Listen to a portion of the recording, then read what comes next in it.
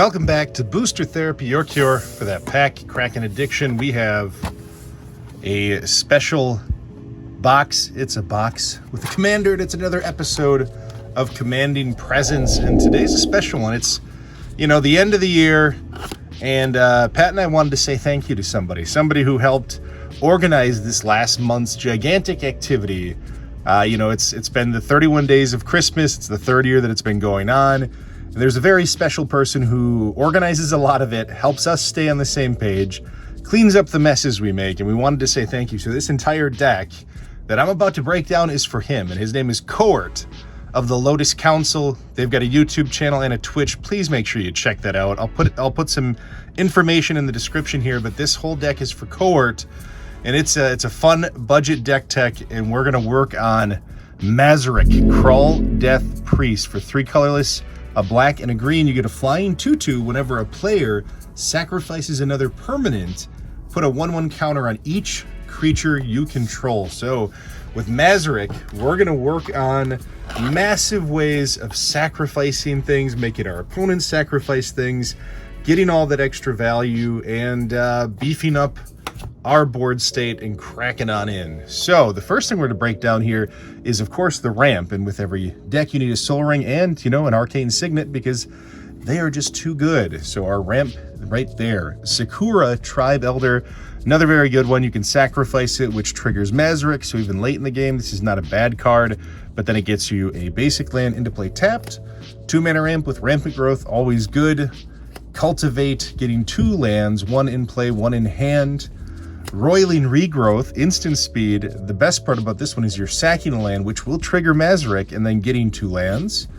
Awakening Zone, love this one because we make more creatures, and part of this strategy here is go wide, get a wide board state.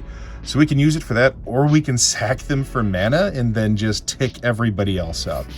Harrow, similar to Roiling Regrowth, just slightly better, and gives us that sack trigger again. Springbloom Druid, same thing, gives us a body. It's Harrow on a stick, basically. And Commander's Sphere, another great little 3-mana ramp that we can ultimately sacrifice and tick up our creatures if that's what makes sense. Next, we're going to talk about a handful of just sack outlets that we have and different ways that we encourage our opponents to sacrifice creatures too. First one is Viscera Seer. It's just a very efficient, effective 1-mana sack outlet that lets us scry 1. And again, it's a creature. Bodies in this one are important. We go wide and we beat on in. Elvish Reclaimer, it fixes our mana, but more importantly, we can sack a land and then just get that value of putting 1/1 counters across the board for our creatures. Carrion Feeder, another 1-mana 1/1 sack outlet that you can sack infinite amount of things that are on the board, giving it +1/+1 and ticking up the rest of the creatures with Mazirek.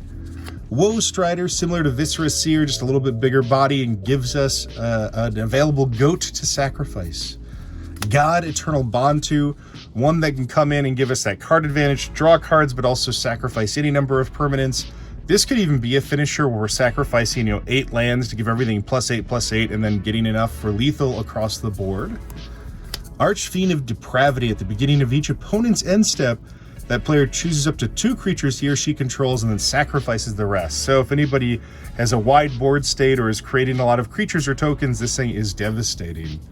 Doomgape, mainly because I just love this card, and if you're a Golgari player and you love playing weird monstrosities, this is one of them. A 10/10 for 7 with Trample. At the beginning of your upkeep, sack a creature, gain life equal to its toughness, triggers Mazirek. Desecration Demon, this one just encourages our opponents to attack, otherwise they're going to get hit with a 6/6 flying really early in the game.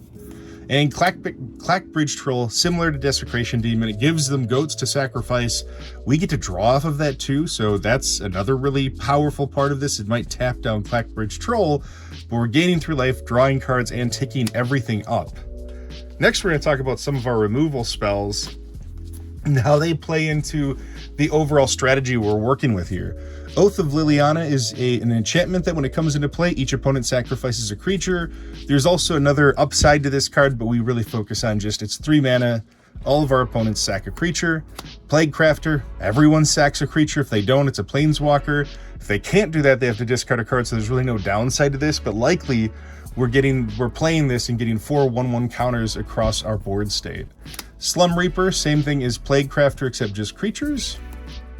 Demon's Disciple, same thing again, except it's creatures or planeswalkers. Flesh Bag Marauder with creatures, so we're again doubling down on this effect. Soul Shatter, each opponent sacrifices a creature or planeswalker with the highest CMC. Zot's Will, each opponent sacrifices a creature with the greatest power, so we're kind of focusing them on taking out their biggest threats. Taste of Death, 6 mana, each player sacrifices 3 creatures, and then we create 3 foods that we can sacrifice and trigger Mazirek again, so just a lot of value for 6 mana. Butcher of Malik here, this way is we're losing creatures, they're dying, or we're sacrificing them, we're also making our opponents sacrifice them. Again, it's also another body on the board, so it can tick up and get bigger. Beast Within, just a solid destroy permanent spell. Gaze of Granite, a nice little board wipe in Golgari. Putrefy, another targeted removal spell for artifacts or creatures. Maelstrom Pulse, take out any permanent on the board that we hate that's not a land. Pernicious Deed, same as Gaze of Granite, except it's an enchantment that we sacrifice. If we can maintain most of our creature base on this one, it's also going to benefit us because we sack it to play it. Seal of Doom, love this one. Sacrifice it, tick up your permanents or your creatures, and destroy a non-black creature. Nature's Claim, 1 mana enchantment or artifact removal is always good. And then the Golgari Charm. This one doubles as extra value here. We get to destroy an enchantment if that's what's hating us. We can give -1/-1 if it makes sense, but also it can regenerate all of our creatures. So if we see some sort of, Day of Judgment, non-specifically Wrath of God effect that destroys all creatures, we can regenerate and survive. Let's talk next about our card advantage, which comes in both card draw and recursion from the graveyard. First one is Grim Haruspex, a lot of non-tokens dying. We get to draw with this, plus it's that beautiful Seb McKinnon artwork. Midnight Reaper, same thing as Grim Haruspex, except we have to take a damage when we draw. Moldervine Reclamation, whenever any creature you control dies, we gain a life and draw a card. This thing is incredibly powerful for this deck. Doom Necromancer, we can sacrifice this, tick up all of our other creatures, and then return something from the graveyard to the battlefield. Magus of the Order, similar to Doom Necromancer, we sacrifice this, get any green creature we want, put it onto the battlefield, tick everybody up.